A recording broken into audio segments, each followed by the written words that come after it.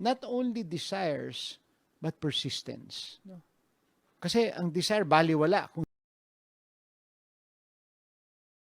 The Lord be with you. And with your spirit. A proclamation of the Holy Gospel according to Mark. Glory to you, O Lord.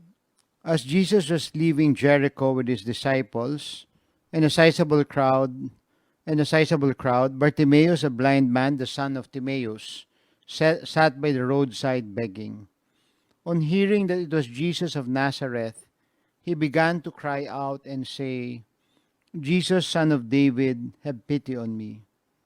And many rebuked him, telling him to be silent. But he kept calling out all the more, Son of David, have pity on me. Jesus stopped and said, Call him. So they called the blind man, saying to him, Take courage, get up, Jesus is calling you. He threw aside his cloak, sprang up, and came to Jesus. Jesus said to him in reply, What do you want me to do for you?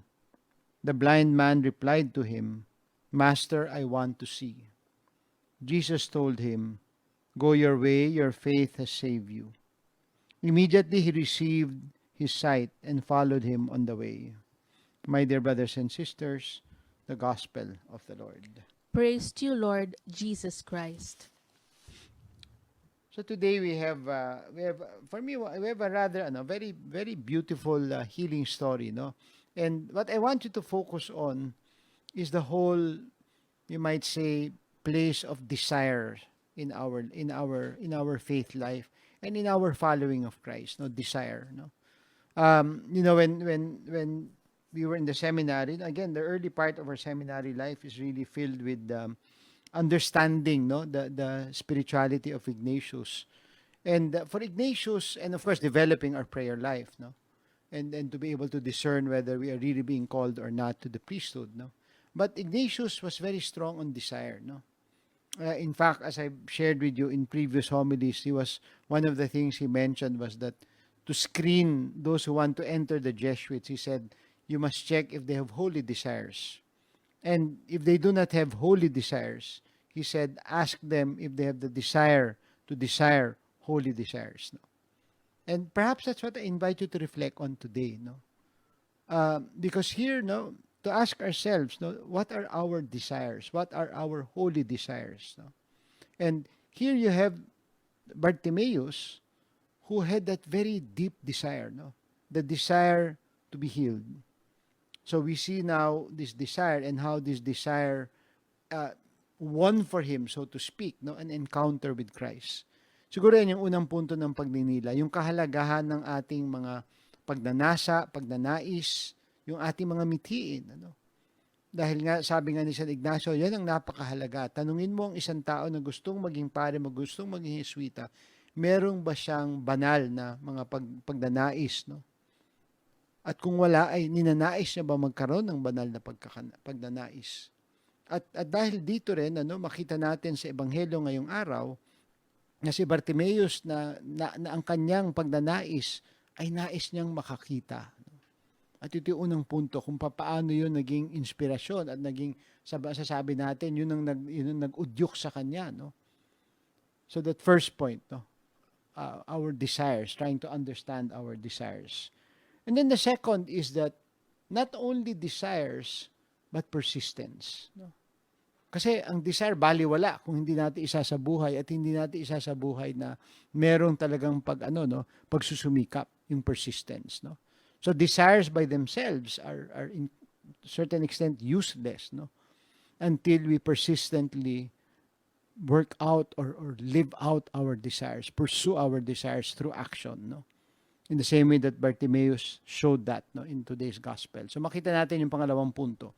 Hindi lamang pagnanais, kung hindi ang ating pagkilos, no, batay dun sa pagnanais na yon, at ang ating pagkilos na masasabi nating yung laging nagsusumikap na pagkilos, no.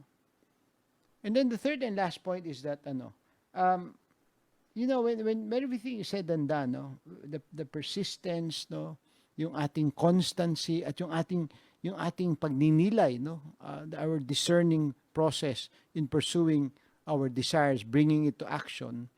I think at the end of it all is that mahalaga din yung paghingi sa Diyos, to ask God, no? Desire, action, and then the asking of God for the grace that we need in order to live out our desires, no? Siguro makita natin yon, no, na magandang pagnilayan natin yon, no? Kagaya ng kwento ni Bartimeus, no? Ano ba talaga yung pinakamalalim nating pagnanais? What is our deepest desire? And what is the action, no, that this desire has inspired in us, no? In the same way that Bartimaeus, because of the desire to get well, his action was, Lord, Son of David, have pity on me, Son of David. And even though he was asked to keep quiet, he was very persistent in that action, no? Because of the desire to get well. So, yung dalawang punto na yun, ano, na yung nakita natin yung pagnanais ni Bartimaeus, nagbunga sa talagang pagkilos, pagtawag sa Panginoon. Kahit pinapatahimik siya, patuloy siyang nagsusumamo, tumatawag sa Panginoon, no? And then dahil dito, dahil sa kanyang pagsusumikap, dahil sa kanyang patuloy na pagkilos, nagkaroon siya ng pagkakataon na makaharap ang Panginoon.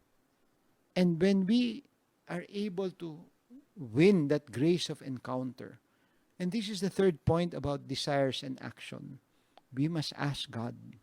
Hingin natin sa Diyos ang ating kailangan, ang biyayang ninanais natin. For me, these are very, very beautiful points to reflect on, no? Malaman natin what is our desire, our deepest desire, and what action are we taking or are we willing to take and to persevere to bring to fruition our desire. Because in the end, the desire and the action must lead us to an encounter with God. And when that encounter happens, we must ask. Kailangan natin humingi.